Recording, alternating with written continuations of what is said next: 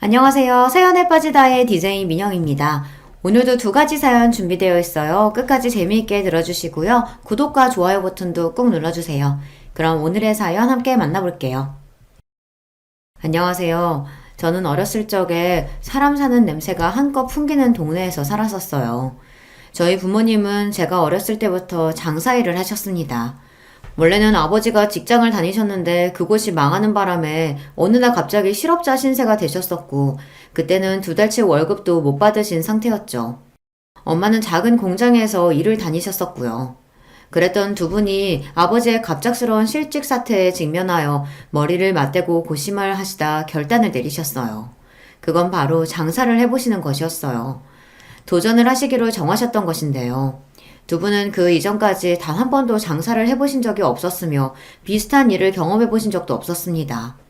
오로지 도전 정신으로 나서셨던 거예요. 하지만 장사라는 것은 쉽게 볼 것이 아니었죠. 사람들의 지갑 한번 열게 만드는 게 이렇게나 어려운 일이었을 줄이야. 이게 절대로 가볍게 볼 일이 아니었구나. 아버지가 탄식하셨던 대로 사람들로 하여금 돈을 쓰게 만드는 것은 정말 힘든 일이었습니다. 예상과는 반대로 장사의 양상이 흘러가자 두 분은 금세 우왕좌왕하시게 됐다가 또 금세 좌절하시게 됐었고요. 한숨으로 밤을 지새우는 날도 많아졌습니다. 이미 그럴 때부터 예측되어 있었던 것이 바로 실패였고요.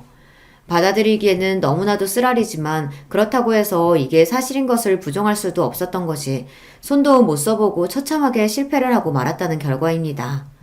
장사가 망하면 그것으로 끝이 아니더라고요. 돈을 못 벌어들인 것으로 그치는 것이 아니라 그만큼 손해를 봐온 것이 고스란히 전부 빚으로 남게 되었던 것입니다.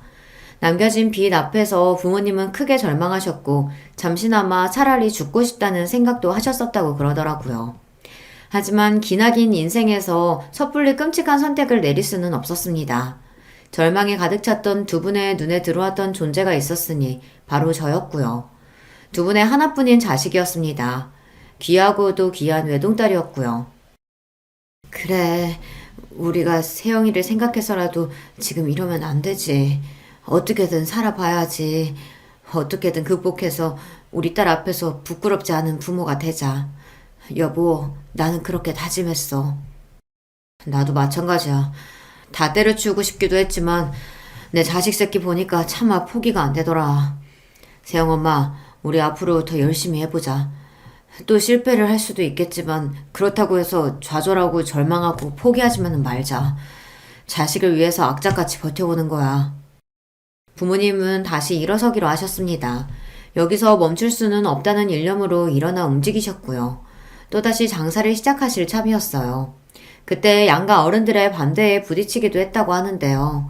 그 반대의 이유도 타당했던 것이 가뜩이나 지금 실패를 겪어서 어려운 상황인데 마이너스를 친 상황에서 억지로 또 해봤다가 또 망하면 그때는 아예 돌이킬 수 없게 된다는 이야기였습니다. 걱정과 염려가 크셨던 것이죠. 부모님 또한 그런 점들은 고려를 하고 계셨어요. 하지만 두려운 마음들은 떠안으신 채 다시 장사의 길을 걸어보기로 하셨던 것은 일반 직장을 다니는 것으로는 빚을 갚고 상황을 타개하기가 어림도 없어 보인다는 이유 때문이었습니다. 저희 부모님 말고도 실제로도 많은 분들이 이러한 이유 때문에 장사가 실패해도 다시 또 장사에 도전을 한다고 그러시더라고요. 일반 직장 생활에서는 그 실패의 빚을 감당하기가 엄두가 안 나는 것이죠. 기간을 오래 잡아야 하는데 차라리 그럴 바에는 다시 장사에 뛰어들어 빠른 성공을 기대해보게 되는 것이 사람의 심리인가 봐요. 그리고 저희 부모님이 일자리를 다시 구하셔봤자 어느 수준일지 그것도 뻔했고요. 그래서 다시 장사를 시작하시게 됐던 부모님은 불철주야 온 사력을 다해서 매달리셨고 24시간이 모자라셨습니다. 저는 부모님이 다시 장사를 시작하셨던 그때부터 외할머니의 손에 자라게 됐었어요. 그 당시에 차로 1시간 정도 달리면 도착하는 거리에 있었던 외할머니 댁은 이웃들 간의 정이 넘쳐 보이는 그런 동네에 자리하고 있었습니다. 그래서 저는 외할머니 댁에 놀러 갈 때마다 즐거운 시간을 보내다 왔었고 부모님으로부터 혹시 앞으로 외할머니와 지내게 되어도 괜찮겠냐는 소리를 처음 들었을 때에도 난감함보다는 기쁘고 설렜던 기분이 더 컸었네요. 좋은 기억들만 가득했던 곳이니까요. 외할아버지께서는 돌아가시고 안 계셨고요. 외가에는 외할머니만 계셨습니다. 아휴, 앞으로 지내려면 신경 쓸 거리가 많겠구만. 내가 다 늙어서 이 나이에 손주 데리고 살게 될 줄은 꿈에도 몰랐다. 아이고, 두야. 그동안 길어봤자 사나흘 머물렀던 게 전부였던 외할머니 댁이라 제가 착각을 했었나 봐요. 길게 머무르면 더 좋을 줄 알고 기대를 했었건만 외할머니의 반응은 냉담하고 시큰둥하시다 못해 골치가 아프다는 기색이라 제가 당시 어린 마음에 상처를 좀 받았었네요. 그럴 거라는 예상을 전혀 못했기 때문입니다. 참고로 저를 맡아줄 수 있겠냐는 부탁을 아예 친가에는 부모님이 안 꺼내셨던 걸로 알아요. 친가 식구들과 저희 엄마가 썩 그렇게 사이도 좋지 못했었죠. 부모님이 결혼하시고 나서 무려 5년 만에 제가 태어나서 부모님의 기쁨이 말도 못했거든요. 하지만 친할머니께서는 워낙 손자를 보고 싶어 하셨기 때문에 별로 기뻐하시지 않았다고 해요. 다음번에는 꼭 아들 낳아라. 딸 말고 아들. 이제 막 몸풀고 힘들어하고 계셨던 엄마에게 친할머니께서는 기껏 그런 말씀이나 하셨다고 하니까요. 게다가 저는 어쩌면 2살 터울의 동생이 있었을 뻔했거든요. 엄마가 둘째 임신을 하셨었는데 별다른 이유도 없이 그냥 어느 날 유산이 되었어요. 세상에 빛을 보지 못하고 떠나갔던 생명은 만약 태어났다면 제 남동생이 됐었을 것입니다. 그래서 친할머니께서는 무척 아쉬워하셨고 그걸 넘어서 엄마와 저에게 쓴소리를 막 날리셨어요. 엄마가 몸 관리를 똑바로 잘 못해서 뱃속 아기가 떠나간 것이고 남동생이 원래는 먼저 태어났어야 했는데 욕심 많은 제가 순서를 가로채는 바람에 첫째로 태어나서 혼자 살아남은 거라고 그렇게 주장을 하셨거든요. 정말 기가 막힌 논리였죠. 그게 말이나 되나요? 엄마는 위로가 필요하신 입장이었는데 오히려 비난의 화살만 맞게 되시니까 그때 제대로 가슴속에 멍울이 들어버렸던 거예요. 예쁘고 귀한 자식인 저를 친가 식구들이 욕심쟁이라고 부르면서 구박도 하고 그러니 그 점도 무척 마음에 안 들어 하셨고요. 당연히 친가 쪽과 엄마가 사이가 좋을 리가 없었습니다. 아버지는 다행히도 엄마의 편이었어요. 그러니까 엄마도 친가 식구들의 황당한 작태에도 꾹 참고 결혼 생활을 이어가셨던 것이겠죠. 양가 모두 경제적으로 넉넉하지는 못했어요. 항상 돈 걱정들을 하면서 한숨을 쉬고 사는 편이었네요. 외할머니 댁은 정감이 넘치는 오래된 주택이었는데 무척 아담했지만 햇살이 제법 잘 들어왔습니다. 나이 상관없이 그저 같은 또래라고 한다면 서로 이름도 모르면서 동네에 온 아이들은 함께 어울려서 놀 줄 알았고요. 코 흘리게 꼬맹이들이 언니들 형아들을 따라서 같이 놀겠답시고 쫄래쫄래 따라다니는 그림이 일상인 동네였어요. 먹거리를 싣고서 때마다 동네 초입에 멈춰서는 낡은 트럭에는 동네에 온 아주머니, 할머니들이 달라붙었습니다. 그러면서 자연스레 서로 대화도 나누었고 안부도 물었으며 때로는 각자 구매한 것들을 반씩 나눠 가지기도 하였어요. 정말이지 사람 사는 냄새가 흐뭇하게 풍겨오는 동네였죠. 지금은 지방 시골이라 하여도 정말 찾아보기 힘들어졌고 특히나 제가 살고 있는 서울의 조용한 동네에는 트럭 장수를 전혀 볼 수가 없는데요. 그 시절에는 왜 그렇게 다양한 것들을 트럭에다 싣고 다니며 팔았는지 모를 일입니다. 구경하는 재미도 넘쳤던 것 같아요. 영준이네 엄마가 또 이렇게 먹을 거 갖다 줬구먼. 콩나물을 많이 샀다면서 아주 한 움큼을 주고 가버렸네. 콩나물이요? 그럼 또 콩나물 반찬 먹는 거예요? 저는 콩나물 그만 먹고 싶은데. 이것이 어디서 투정을 부리려고 들어? 어디서 땡깡질이야? 너 그 주댕이 얼른 닫지 못해? 외할머니께서는 곧잘 버럭하시며 혼을 내시던 분이었어요. 같이 살게 되기 이전에는 몰랐던 할머니의 호랑이 같은 면모에 저는 깜짝깜짝 놀랄 때가 많았습니다. 조금만 툴툴거려도 외할머니께서는 제가 그러는 꼴을 못 보셨죠. 저는 부모님으로부터 별로 혼이 안 나본 아이였기 때문에 처음에는 외할머니의 꾸중과 잔소리가 얼마나 낯설고 당황스러웠던지 모릅니다. 무섭게 느껴질 때도 많았네요. 제가 외할머니의 일상에 얹어진 짐덩어리, 돌덩이일까봐 그런 생각이 들기 시작해서 한때는 우울하게 지냈었죠. 하지만 제가 눈칫밥을 먹으면서 눈알만 조용히 굴리고 있으면 유독 고기 반찬을 해주시고 밖에 나가서 맛있는 과자 한 봉지 사 먹으라고 하시며 제 손바닥에 동전 하나를 올려 놓아주셨던 분이 바로 외할머니셨습니다. 그런 과정이 반복되면서 저는 자연스레 깨닫게 되었던 것 같아요. 외할머니께서 말씀만 좀 투박하게 하실 뿐이지 잔정이 많으신 분이라는 것을요. 본심으로는 저를 많이 아껴주고 계신 분이라는 걸 알게 된 이후로는 저도 좀 더 할머니와 지내는 것이 편해졌던 기억이 납니다. 하지만 자라나는 아이한테서 부모보다 더 우월될 수 있는 존재가 어디에 있겠나요? 저도 당연히 부모님과 같이 사는 생활이 그리웠고 언제 다시 같이 살 수 있을까 싶었습니다. 그렇게나 오래 제가 부모님과 떨어져 살 거라고는 처음에는 상상하지 못했죠. 중학교에 올라가던 무렵 그때 저는 부모님과 다시 같이 살게 될 줄 알았는데요. 하지만 아니었어요. 부모님은 여전히 바쁘셨고 일상에 허덕이며 지내고 계셨거든요. 심지어 저는 외할머니와 지내면서 고등학교까지 올라갔습니다. 그때쯤 되니까 더 이상 부모님과 같이 사는 것이 간절하지가 않더라고요. 그리고 부모님과 같이 살던 때가 어땠었는지 그 기억도 가물가물한 느낌이었습니다. 그냥 처음부터 쭉 외할머니와 함께 지내온 거라는 착각마저 들 정도였죠. 제가 고등학교를 다니던 그때가 되어서야 부모님은 본격적으로 돈을 벌기 시작하셨답니다. 그러니 얼마나 지난 세월이 인고의 과정이었겠나요. 차마 말을 못 전하셔서 그렇지 무척이나 힘들고 괴롭고 지치는 여정이셨던 것입니다. 그런 것들을 다 지나오시고 드디어 비로소 돈을 착착 벌기 시작하신 부모님이었고 저 또한 마음이 놓이면서 뭉클해지더라고요. 외할머니 또한 흐뭇해하시고 안심하시는 눈치였습니다. 부모님을 포함해서 다들 저에게 대학은 꼭 가라고 그러셨어요. 대학이 별로 중요하지 않다고 말을 해주는 어른은 단 한 명도 없었죠. 저는 이른 취업을 노리고서 전문대를 처음에는 생각하고 있었는데요. 부모님이 무조건 4년제는 가야 한다고 그러셔서 막판에 목표를 바꿨었네요. 덕분에 수험생활의 막바지를 정말 코피를 쏟을 기세로 열심히 공부를 했었고요. 말도 못하게 힘든 시간이었으나 결과적으로는 그럭저럭 괜찮은 4년제 대학교에 갈 수 있었으니 다행이었습니다. 제가 4년제 대학에 합격했을 때 깜짝 놀랐던 게 양가의 열띤 반응들 때문이었어요. 모두가 좋아했어요. 그제서야 저는 친가 외가 가리지 않고 그때까지 대학을 나온 사람이 한 명도 없었다는 사실을 알아차릴 수 있었던 것 같아요. 소위 가방끈이 짧은 사람들만 즐비에 있었죠. 그러면서 은근하게 다들 학벌 콤플렉스를 가지고 있었던 모양입니다. 제가 꽤 괜찮은 4년제 대학에 입학했을 때 질투를 하지 않고 모두 기뻐해 주었다는 게 지금 와서 괜히 웃음이 지어지네요.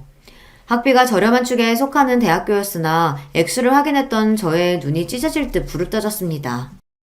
아니, 뭔 놈의 학비가 이렇게나 비싸? 원래 대학교라는 건 다 이런 건가?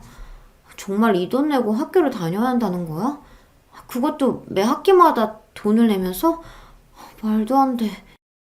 두 눈을 의심하다 못해 현실을 부정하기까지 했었네요. 이건 말도 안 되는 일이라고 부르짖어봤자 그 돈을 내야만 학교를 다닐 수 있다는 사실은 변하지 않았습니다. 외할머니와 살면서 소박하고 소소한 생활을 해왔던 저였기 때문에 충격적인 세상 물정 앞에 더욱 놀랐던 것 같아요. 부모님은 아무런 내색도 않고 단박에 그 돈을 납부해 주셨어요. 이러려고 이날 이때까지 열심히 포기하지 않고 달려왔나 보다. 우리 딸 대학 다닐 학비 걱정 없이 낼 수 있으니 이게 얼마나 행복하고 기쁜 일이니? 아버지가 싱글벙글 웃으시던 모습이 그때 제 눈에는 왜 그렇게 짠하게 보였을까요? 놀라운 액수를 자랑하는 학비를 보고 나서 제가 정신이 번뜩 들었었고 허투루 학교를 다녀서는 안 되겠다 싶었네요. 그리고 무조건 아르바이트를 해야겠다는 결심도 들었고요. 당신들은 그 오만 고생들 다 하시면서 자식이 힘든 일 할까봐 노심초사 하시던 부모님들이 아시면 반대를 하실 게 뻔했기에 저는 몰래 아르바이트를 하며 지냈었어요. 학기 중에 아르바이트를 했었으니 그걸로 큰 돈이 벌릴 리는 만무했습니다만 그래도 뿌듯했습니다. 이렇게 돈을 모아놓으면 혹시 갑자기 돈이 필요한 일이 생겼을 때 든든하겠지? 저축을 하면서 나만의 비상금을 만들어놔야겠다. 저는 속으로 그런 계산까지 하면서 스스로를 무척 대견하게 여겼습니다. 그런데 이듬해 제가 기숙사 신청해서 떨어진 거예요. 날벼락이었습니다. 기숙사에서 탈락할 거라고는 예상조차 못하고 있었던 제가 바보같이 느껴졌어요. 다급하게 자취방을 구해야만 했습니다. 그러나 저렴한 가격과 좋은 위치라는 경쟁력을 다 갖춘 학교 근처의 자취방은 이미 다 계약이 된 상태였고요. 남은 매물들 사이에서 발품을 팔아가며 구해야 하는데 결정한 집이 보증금 1,500짜리였습니다. 그게 당연히 현금이잖아요. 그런데 마침 부모님이 그때 뭘 하시느라 현금이 딱 부족한 상태였습니다. 아주 공교로운 타이밍이었어요. 해당 학기에 제 등록금도 이미 내주신 직후였기 때문에 더 그랬었고요. 소액만 얼른 주변에 빌리면 된다고 부모님이 저를 안심시켜 주셨던 바로 그때였습니다. 이 돈 갖다가 세영이 방구하는 데 써라. 외할머니께서 500만 원을 건네주셨던 거예요. 그 덕분에 자취방의 계약 마무리를 순조롭게 할 수 있었어요. 부모님은 매사에 외할머니께 신세를 지고 산다면서 너무 고마워하셨고 저는 속으로 계속 놀라고 있었습니다. 제가 외할머니와 계속 함께 살아본 입장으로서 그런 돈이 아무렇지도 않게 턱 나온다는 게 믿기지가 않았거든요. 도대체 외할머니께서 그런 현금을 언제 어디서 어떻게 가지고 계셨던 것인지 놀라울 따름이었어요. 제가 대학을 졸업하기 전에 부모님의 장사는 탄력을 받아 계속 잘 되고 있던 상태였어요. 두 분은 저에게 너무 애써서 힘들게 곧장 취업할 욕심 낼 것 없다고 그러셨어요. 부담 가지지 말고 절대 압박도 받지 말라고 천천히 제가 원하는 일자리를 찾아보라고 저에게 알려주셨어요. 말씀만으로도 감사했고 이런 부모님의 자식인 점에 감사했습니다. 이제는 아무 걱정도 없어. 힘든 시간은 다 지나갔고 이제 모든 게 넉넉해서 아주 살만해. 어머니가 너스레를 떠시는 모습이 보기 좋았습니다. 그러나 저는 엄마의 얼굴에 자리 잡은 주름에서 고생의 흔적을 발견하였습니다. 아버지가 어느새 참 많이도 늙으신 것 같다는 생각 역시 들었고요. 대학을 졸업하고 사회생활을 하기 위해 첫 발을 내디디려던 그 시점에 있던 저의 심장이 철컥 내려앉았습니다. 저는 부모님의 외동딸이었습니다. 그 말은 저에게는 형제가 아무도 없다는 얘기죠. 부모님이 늙어가시는 게 갑자기 그제서야 실감이 나며 너무나도 무섭더라고요. 나중에 두 분이 돌아가시면 그럼 그 이후에는 제가 어떻게 살아야 하는지 그런 가정을 해보니 겁이 나서 심장이 떨렸습니다. 외할머니의 건강이 갑작스레 악화되었던 것은 그로부터 얼마 지나지 않았던 때의 일이었습니다. 평생을 정정하게 사실 줄 알았던 분이었어요. 항상 목소리가 까랑까랑 하셨고 눈빛이 살아있던 분이셨으며 무엇보다 거동하시는데 불편함이 보인 적이 단 한 번도 없으셨으니까요. 딱히 지병 문제로 고생하신 적도 없었습니다. 그랬던 분이 갑자기 편찮아지신 것에 저는 충격이 컸어요. 이러다가 외할머니께서 갑자기 돌아가시는 일이 생기면 어쩌나 싶어서 겁이 났습니다. 부모님이 외할머니를 앞으로 모시고 사는 곳으로 정해졌어요. 외가 식구들이 모두가 모인 가운데 부모님이 말씀을 꺼내셨고요. 다들 그렇게 하는 것이 자연스럽고 당연하다며 고개를 끄덕였죠. 외할머니께서 저를 그렇게나 오래 맡아 키워주셨으니 이제 부모님이 그 보답을 하실 차례로 비춰졌던 것입니다. 의외로 친가에서도 부모님의 이러한 결정에 군소리 없이 수긍하였어요. 혹시나 친가에서 또 엄마를 비난하며 괜히 탓을 돌리는 건 아닐지 걱정됐었는데 아니었죠. 다름이 아니라 친할아버지께서 살짝 치매를 앓고 계신 지는 꽤 오래된 이야기였건만 이제는 상태가 많이 악화되어 떠나실 날이 그리 멀지 않다는 것이었습니다. 친할머니께서는 정정하셨던 외할머니께서 갑자기 그렇게 되셨다는 소식을 전해 들으시고는 마음이 편치 않으셨다고 해요. 멀쩡한 것 같다가도 한순간에 넘어져서 쓰러지고 마는 것이 노인네들 어쩔 수 없는 운명이야. 에휴, 그러니 방심하고 살 수가 있어야지. 똑같이 늙으신 입장에서 그 마음이 씁쓸하셨던 거예요. 친할머니의 그런 반응에 엄마는 내심 놀라신 모양이었어요. 옛날에 그렇게나 있는 트집 없는 트집 다 잡아가며 오만 소리를 다 해대더니 그랬던 친할머니가 친가 식구들이 이제는 많이 달라져 있던 모습을 엄마가 그때 체감을 하셨고요. 그 이후로는 자연스레 연락을 주고받으며 교류를 잘 하고 지냈답니다. 시간이 약이고 세월이 많은 것을 해결해 준다는 말이 이렇게 보면 진짜로 정확한 것 같아요. 저는 취업을 했고 직장과 멀지 않은 곳에서 자취생활을 이어갔는데요. 사회초년생이던 그때가 정말 가장 힘들었던 것 같아요. 하루하루 죽을 맛이었고 출근길마다 제가 도살장에 끌려가는 소가 된 기분이었습니다. 퇴근한 직후에만 잠시 행복했다가 방에 잠들려고 누우면 아침이 밝아 다시 출근할 생각에 우울해지는 나날의 반복이었죠. 너무 스트레스가 심해서 다 그만둘까 싶었어요. 그런데 어느 날 외할머니와 통화를 하고 있는데 제가 버는 돈이 얼마인지 들으시더니 깜짝 놀라시는 겁니다. 뭐? 월급이 얼마라고? 세영이 너 그 돈 받자고 일을 다니는 거였어? 에라이 다 때려치워라. 직장 생활이 얼마나 힘든지 목소리에서도 피곤한 기운이 뚝뚝 묻어나는데 돈 고작 그거 벌겠다고 거기 붙어 있어? 그럴 필요 없으니까 그만둬라. 제가 대학도 제법 잘 나왔고 들어간 직장도 어디 이름 모를 작은 것도 아니건만 겨우 월급이 그 정도밖에 안 된다는 것에 할머니께서는 많이 놀라신 모양이었어요. 부모님도 제 용돈만 아시고서 액수를 그렇게 생각하시고 계셨다가 세금을 제하고 제가 실제로 받는 월급을 들으시고는 기가 막혀 하셨습니다. 힘들면 언제든지 그만두라고 하셨어요. 그렇게 고생 안 하고 그냥 당신들에게 기대며 아무것도 안 하고 지내도 괜찮다고 부모님께서 진심으로 말씀을 해주셨던 순간 저는 정신이 번쩍 들었습니다.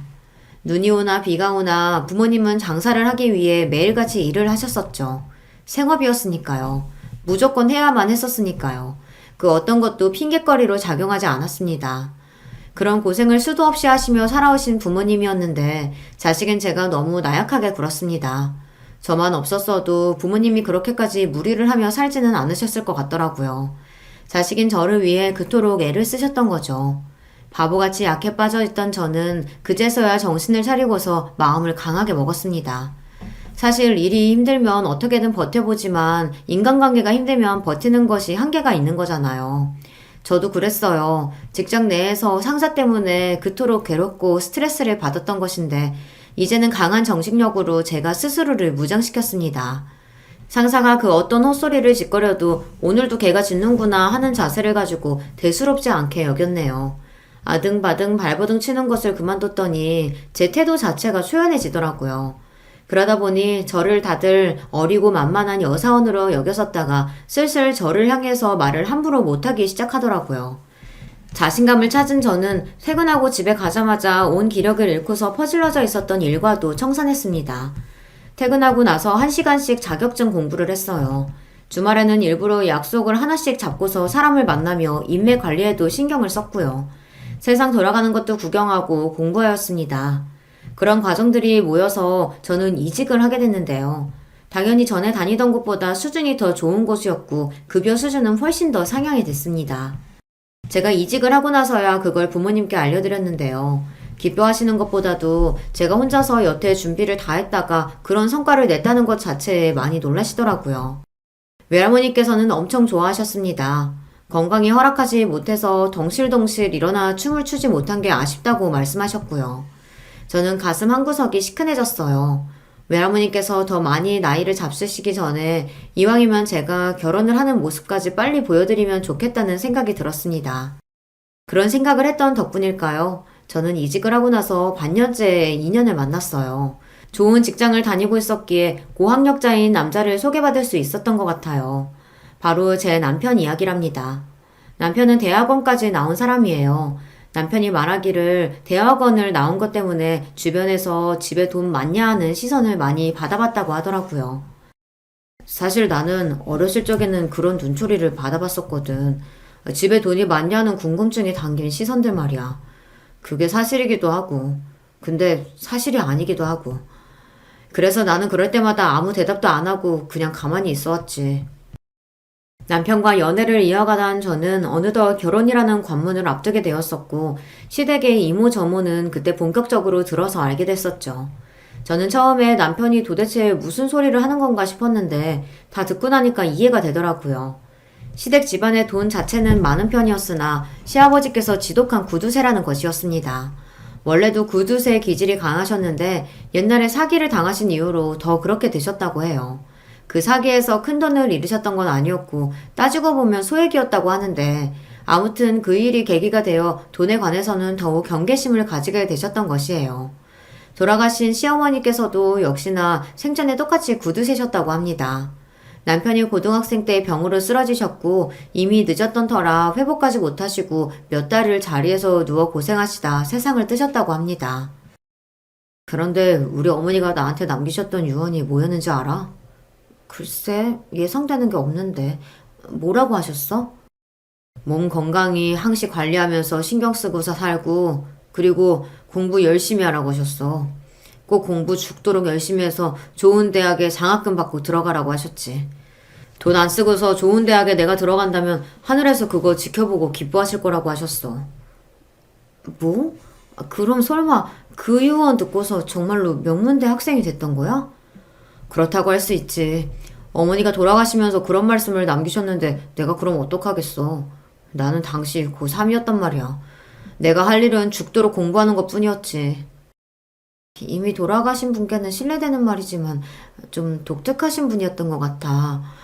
보통 유언을 그렇게 남기시나? 아니, 나는 우리 어머니가 절대 평범하신 분이었다고 생각 안 해. 아버지하고 둘이서 천생연분이었어. 전생에도 아마 인연이 있으셨을 거야. 그렇지 않고서야 어떻게 똑같이 자린고비일 수가 있겠어. 남편이 고개를 절레절레 흔들었을 때 저는 이걸 웃어야 할지 말아야 할지 헷갈렸습니다. 외동인 저와는 달리 남편은 누나도 있고 형도 있는 입장이었습니다. 남편 혼자만 나이 터울이 큰 편이었고요. 그런데다가 남편의 누나인 제 시누이는 결혼까지 일찍 한 편이었어요. 그래서 남편은 조카가 일찍 생겼죠. 제 남편은 명문대를 나와 대학원까지 나왔건만 시누이는 아예 대학을 안 나왔습니다. 일찍 사회생활을 하던 도중 시애부를 만났던 모양이에요. 그리고 시애부와 결혼하겠다고 하였을 때 시부모님께서는 무조건 반대를 하셨다고 합니다. 그때는 시어머니께서 아직 돌아가시기 전이었는데요. 시부모님 두 분 다 재고의 여지조차 없다고 하시며 딱 잘라서 시애부를 반대하셨다고 해요. 시애부는 시누이보다 3살 연상이고 대학을 안 나왔고 고등학교는 공고를 나왔으며 뚜렷한 직장이 없었습니다. 얼굴은 잘생긴 편인데 인상이 좀 뭐라고 해야 하나 약간 능글대면서 뺀질거리는 그런 느낌이 있고요. 키는 좀 작다고 할 수 있네요. 시부모님의 완강한 반대에 직면한 시누이는 엄청난 수단을 썼는데 그게 바로 혼전 임신이었습니다. 출산율이 낮은 요즘에야 결혼 전 임신도 아무렇지 않게 받아들여지는 것이죠. 당시 그때에는 아주 나쁘끄러운 일이라며 시부모님께서 무척 분노하셨다고 합니다. 알아서 애 낳고 살든지 말든지 하라며 아예 애 낳고 살든지 말든지 하라며 아예 시누이를 내치셨다고 하네요. 그러나 자식 이기는 부모가 없다는 말처럼 시누이가 임신까지 했는데 끝까지 외면은 어려우셨나 봐요. 결국에는 받아주셨고 살림 미천에 보태 쓰라며 2천만 원을 내어주셨다고 합니다. 고작 2천이 뭐야 2천이. 손주도 태어나는데 정말 째째하게 그러고 싶으실까? 감지덕지하며 감사하게 넙죽 엎지려도 모자를 파네. 시애부는 그런 불만을 한동안 궁시렁거렸다는 후문이에요. 알고 보니까 시누이를 통해서 우리 집에 돈 좀 있다는 소리를 들었던 시애부가 굉장히 기대해온 게 많았던 모양이었습니다. 그랬다가 제대로 실망하게 되었던 거죠. 그 모습을 보면서 남편은 시애부라는 사람과 본인이 너무 성향이 안 맞겠다는 생각을 진작에 하게 됐었고요. 시애부는 능력도 없으면서 책임감까지 없는 사람이었고 그때는 아직 20대 나이였으니 얼마나 마음 또한 콩밭에 가기 쉬웠을까요. 그래서 자꾸 밖으로만 돌며 놀러 다녔고 그 때문에 시누이가 마음고생을 엄청나게 했다고 합니다. 여자 문제로도 시애부는 몇 번 말썽을 피웠던 모양이에요. 시누이와 시애부가 결국은 대판 크게 싸웠는데 그걸 아신 시부모님께서는 이혼하라고 조언을 주셨다고 합니다. 시누이를 향해 더 끌 것 없이 이쯤에서 그냥 이혼하는 게 최선이며 나중에 조건 좋은 남자를 소개시켜주겠다는 조언까지도 시부모님께서 남기셨다고 해요. 하지만 시누이는 이혼을 하지 않았죠. 이혼 김새를 알아차렸던 시애부가 쇼를 펼치면서 이래저래 반성한 척을 했던 듯 싶더라고요. 시누이는 고작 그런 것에 홀랑 넘어갔고요. 그 뒤에는 또 임신을 하는 바람에 이혼이 더욱 어려워졌습니다. 시누이 부부가 애만 셋입니다. 시어머니께서 돌아가시기 직전까지 시누이를 향해 정신 못 차리고 산다며 그렇게나 잔소리를 하셨다고 하는데 왜 그러셨는지 이야기만 들어도 이해가 가네요. 시숙은 무난한 4년제 대학을 나온 인물인데 굳이 대학 수준을 따져보자면 제가 나온 대학이 한 단계 정도 높다고 볼 수 있습니다.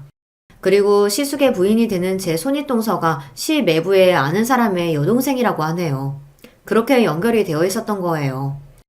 그런 배경이 있어서 그런지 묘하게 네 사람이 한 통속으로 얽혀서 잘 어울려왔다는 것이 남편의 설명입니다. 동서도 고졸이었고 콜센터 상담원으로 쭉 일을 해오고 있었어요. 일터는 몇 번 바뀌었다는 것 같았지만 하는 일은 언제나 콜센터의 상담원이었더라고요. 시누이, 시애부 그리고 동서까지 세 사람은 객관적인 요소만 봐도 엇비슷하다고 할 수 있었는데요. 시숙은 좀 달랐거든요. 대학 나와서 취업도 아주 평범한 회사로 들어갔었고 한번 이직을 했는데 마찬가지로 무난한 회사에 연봉 수준도 보통이었다는 것 같았고요. 하지만 동서 때문인지 시숙 역시 함께 잘 어울려 지내온 걸로 보였다고 해요. 남편이 느끼기에는 그랬다네요. 동서가 기본적으로 말을 아주 잘했고요. 아부는 더 잘 떨었고 노련했어요. 저희는 집안에 어머님이 안 계시니까 형님이 대장이죠. 저는 형님을 제가 잘 모셔야 한다고 생각해요. 시누이한테 사탕 발림을 정말 잘해왔다고 하더라고요. 시누이는 귀가 팔랑귀였기 때문에 그런 것에 잘 넘어갔습니다. 하지만 결국 원하는 방향대로 이뤄내는 건 동서였다고 하니까요. 동서가 한 수 위였다고 보이네요.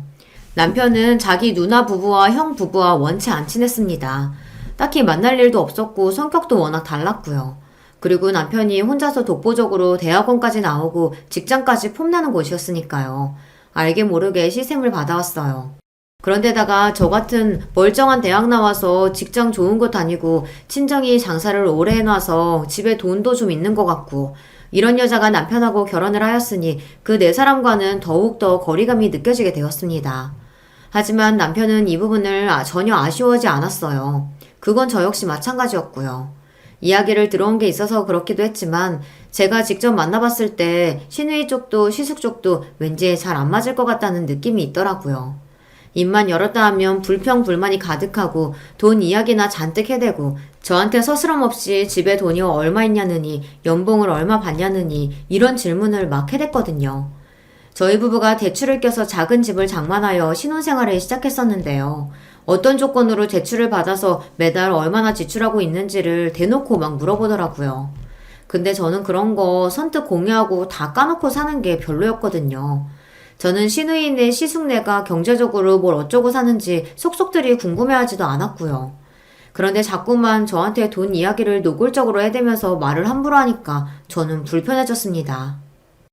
당신한테 이런 말 하기 싫어서 그동안 참고 지냈었는데 나 형님네도 그렇고 아주버님네도 그렇고 좀 불편해. 다들 나랑 안 맞는 것 같아. 그렇게 생각하고 있었구나. 안 그래도 옆에서 지켜보면서 왠지 그럴 것 같았는데 그동안 당신한테 안 물어본 내가 잘못이야. 당신도 알잖아. 내가 남매 중에서 혼자 동떨어져 있고 뭔가 어색하고 가끔은 누나도 형도 좀 어렵게 느껴질 때도 있어. 워낙 내가 그렇다 보니까 당신이라도 혹시 잘 지내지 않을까 싶어서 괜히 내 멋대로 판단을 했었나 봐. 당신을 배려하지 못했네. 아니야. 당신한테서 사과 듣자고 이러는 거 아니야. 잘해보려고 혼자 애쓰면서 괜한 짓 했던 내가 잘못이지. 아무튼 그러면 우리 둘 다 똑같은 의견인 거지? 저는 어느 날 작정하고서 남편과 이런 대화를 나누었고요. 결론은 앞으로 괜히 그 네 사람과 잘 지내보려고 노력할 필요도 없고 비위를 맞추려고 애를 쓸 필요도 없다는 것이었습니다. 자기들끼리만 쿵짝이 잘 맞았기 때문에 남편은 진작부터 뻘쭘하게 떨어져 나와 있던 파편 같은 존재였어요. 그리고 제가 새로 등장했지만 달라질 건 없었죠. 저도 남편과 결이 비슷한 사람이지 그 네 사람과 맞는 스타일은 전혀 아니었으니까요. 그래서 남편과 상의를 마친 뒤에는 쓸데없는 시누이와 동서에게 꼬박꼬박 문자 답장을 하며 대화를 이어나가고 가기도 싫은데 괜히 초대에 응해서 시간을 내고 이런 짓을 그만뒀습니다. 그랬더니 그쪽에서 저한테 굳이 연락을 안 하더라고요. 둘 다 똑같이 짠 것처럼 저에게 문자 한 통을 안 하길래 둘이서 함께 제 욕을 신나게 했겠구나 하는 짐작이 들었습니다. 아니나 다를까 얼마 후에는 시누이가 남편한테 싸가지 없는 네 와이프 단속 좀 잘하고 살아라 이런 식의 문자를 남겼습니다. 여태까지 남편은 드센 자기 누나 형한테 눌려서 조용히 살아온 사람이었기에 굳이 거기다 대고 화를 내지 않았고요. 그저 알겠다라는 대답을 보냈을 뿐입니다. 저는 잘했다고 해줬네요. 저희 부부가 저희끼리만 지내고 싶다는 의사를 내비쳤음에도 후폭풍이 거세지 않았던 것은 아무래도 재산 문제 때문이었을 겁니다. 앞서 밝혔듯이 도대체 얼마인지는 모르겠으나 시댁에는 재산이 있었고 시아버지께서는 지독한 구두세셨죠. 물건 하나도 그냥 사시는 법이 없으며 그냥 버리시는 법은 더 없는 분이셨습니다. 굉장히 무뚝뚝하셨고요. 인상에서부터 경계심 어린 눈빛이 장난 아니셨어요. 제가 결혼한다고 했을 때 저희 부모님은 만감이 교차해서 눈물을 글썽이셨고 결혼식장에서도 감정이 벅차올라 어쩔 줄 몰라 하셨는데 반면 시아버지께서는 저랑 남편이 시댁에 손 벌리는 일 없이 알아서 결혼을 잘할 수 있다고 말씀드렸을 때 그저 마음에 든다는 듯 고개를 끄덕이셨을 뿐이었어요. 그리고 결혼식장에서도 마치 군 장교처럼 카리스마 넘치는 모습으로 계셨던 게 전부였습니다. 직설적으로 표현을 해보자면 저는 시아버지와 친근한 사이가 아니었습니다. 어디 저만 그랬나요? 다른 사람들도 마찬가지였죠. 신우이하고 시숙은 시아버지 앞에서 이런저런 소리를 잘 늘어놓는 자식들이긴 했어요. 그렇지만 애틋해 보이진 않았습니다. 막내인 남편은 자기 부친을 어려워했고 거리감을 느껴온 바였고요. 신우이네 시숙네와의 활발한 교류를 그만둔 이후로 시아버지를 뵙기 어려워졌어요. 굳이 찾아가서 배워야 하는데 신우이네가 시댁 바로 옆 동네에 살고 있었거든요. 거기서 30분 거리가 시숙네였고요. 다시 거기서 1시간 떨어진 곳이 저희 부부의 집이었습니다. 신우이하고 동서가 틈만 나면 시댁 근처에서 알짱거리며 커피 한 잔씩 나눴기 때문에 괜히 그쪽에 갔다가 걸려서 트집을 잡히고 싶지 않았네요. 남편이 말하기를 돈 좀 달라고 그 넷이 자꾸 기웃거리며 시아버지께 알람방귀를 끼고 헤어를 해봤자 별 소용 없을 거라고 했습니다. 시아버지께서는 보통 분이 아니시기에 꼬장꼬장함으로 스스로를 무장하고 딱 버티고 서 계신 거예요. 넷이 앞으로 얼마나 오래 더 덤벼들든 시아버지께서 돌아가시기 전에는 백기를 드시는 일이 없을 거라는 게 남편의 예상이었습니다. 태산처럼 보이는 근엄하고 어려운 존재의 시아버지, 그리고 한편의 총급 같은 네 사람까지 시댁은 독특한 것처럼 느껴졌네요. 저는 시댁 재산 이야기에는 관심이 없습니다. 자기 누나 형 때문에 진작에 집 재산 문제에 관심을 버렸던 남편 역시도 마찬가지였기에 저희끼리 잘 지냈어요. 친정 부모님은 이제 장사 쉬엄쉬엄 하시면서 외할머니를 잘 모시고 지내셨고 친가와 어느새 활발히 왕래 또한 하고 계셨기에 은근히 바쁘셨습니다. 당시 저희 신혼집과 거리가 꽤 떨어져 있었기 때문에 시간에 맞춰서 뵙는 게 어려웠었네요. 꼬박꼬박 연락은 잘 드렸었고요. 남편이 착하고 저에게 잘한다며 부모님이 되게 좋아하셨어요. 우리 세영이가 형제자매 없이 자란 외동이라 절대 자기를 외롭게 만드는 남자 안 만나길 바랬는데 사위를 너무 잘 뒀지 뭐야. 엄마는 안심이 된다고 하셨고요. 무엇보다 외할머니께서 제가 결혼 생활을 재밌게 잘하니까 당신의 마음이 편안해지셨다고 해서 기뻤답니다. 그러던 어느 날 남편이 충격에 빠진 얼굴로 시아버지께서 병원에 들어가셨다는 이야기를 하더라고요. 신우이한테서 전해 들었다고 했어요. 입원을 하신 거야? 왜? 어디가 편찮으셔서? 그게 병원이 정신병원이라네. 뭐? 지금 뭐라 그랬어? 정신병원? 아버님이 무슨 정신에 문제가 있다고? 그제서야 제가 화들짝 놀랐습니다. 그리고 남편의 추측을 들었는데요. 계속해서 도를 넘는 자식 내외들의 행태에 시아버지께서 머리 끝까지 화가 나셨고 분통을 터뜨리셨는데 그런 모습들을 토대로 그 네 사람이 시아버지의 상태가 이상하다는 거짓 증거를 만들고 작당을 해서 정신병원에 집어넣어버렸다는 것입니다. 저도 그렇게밖에는 생각이 안 되더라고요. 그래서 신우이를 직접 찾아가서 따져 물었더니 그런 거 아니라고 잡아뗐어요. 지난 몇 달 사이에 시아버지의 정신 상태가 이상해진 거라고 하였습니다. 저를 만만하게 봤는지 그딴 거짓말을 계속 늘어놓길래 물러서지 않고 솔직히 말하라며 밀어붙였어요. 그랬더니 발끈하면서 결국 실토하더군요. 그래! 나이 처잡수시고 욕심 못 내려놓고 돈 안 내놓길래 열받아서 정신병원 보내버렸다. 그러고도 사람이에요? 자식 맞아요? 어떻게 그런 짓까지 할 수가 있어요? 화가 나서 몸이 떨리더군요. 신우이는 정신병원 아이디어는 동서가 낸 거라고 했는데 핑계가 아니라 정말로 그랬을 것 같더군요. 저는 경멸 가득한 눈빛으로 신우이를 쏘아봐 주었습니다. 정신 차리고 사세요. 진짜 정신병원에 가야 하는 건 당신들 같으니까. 그만 천박하게 사시고요. 진짜 수준 낮아서 상종을 못하겠네. 신우이는 얼굴이 벌개졌지만 본인이 저지른 만행이 쪽팔리긴 한지 입을 꾹 다물었습니다. 저는 집에 도착하자마자 남편에게 시아버지를 당장 빼오자고 말하였어요. 당신이 친자식인데 왜 못해? 그리고 거기 뒷돈 먹기로 유명하다며. 그러니까 우리가 얼른 아버님 빼내드리자. 아직도 충격에 빠져 기가 죽어있던 남편을 제가 설득시켰고 현금 다발을 찾아서 정신병원으로 향했습니다. 망설임 따위는 없었어요. 만약 누가 제 할머니를 멀쩡하신데 치매라고 속이며 시설에 넣어버린다면 그런 상상만 해도 소름이 끼쳤거든요. 절대 가만히 있을 수 없었고 병원 측에 단호하게 굴며 시아버지를 퇴원시키겠다고 했습니다. 그러면서 준비해간 돈도 쥐어주었는데 그건 바로 입막음을 위한 것이기도 했습니다. 시누이 시숙 측에는 절대 알리지 말아달라고 했거든요. 고마워서 어떡하냐. 이 은혜를 어찌 갚을까. 역시나 시아버지께서는 멀쩡하셨습니다.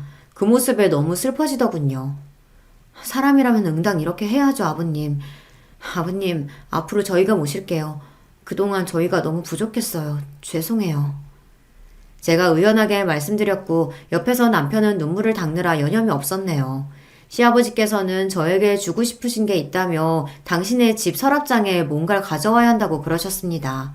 그래서 남편이 야심한 시각에 슬쩍 시아버지 댁에 들어가 서랍 속 서류를 하나 챙겨왔어요.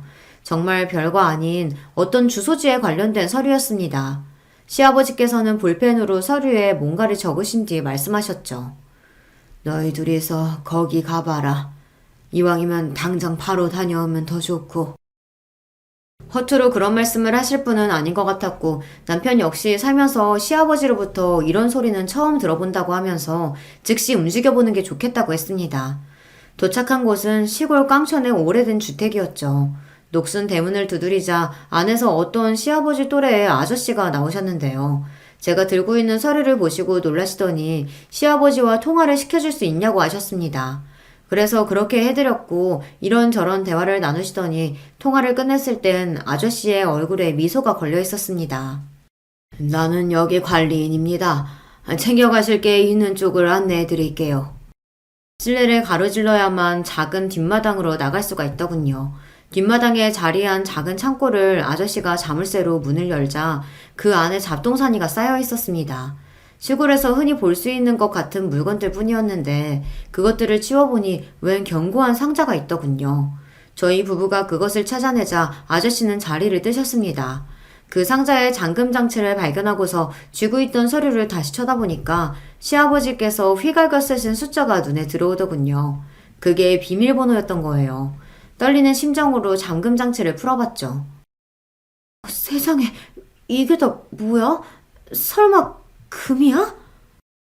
현금도 다발로 꽤 있는 것 같아. 아버지가 설마 재산을 이런 식으로 보관하고 계셨을 줄이야. 그게 금고였던 거예요. 경계심 강한 시아버지께서는 이렇게 재산을 두셨던 것인데요. 그냥 어림잡아 얼른 계산을 해봐도 10억은 훌쩍 넘겠구나 싶었습니다. 꿈인지 생신지 분간이 안 됐네요. 너무 떨려서 남편하고 교대로 간신히 운전을 하면서 돌아왔습니다. 시아버지께서는 아주 평온한 얼굴로 저희 부부에게 잘 들고 왔다고 하시면서 이제 그걸 가지라고 하셨습니다. 입이 쩍 벌어지면서 그제야 이게 현실인 게 실감이 되더군요. 감히 거절할 엄두도 안 났어요.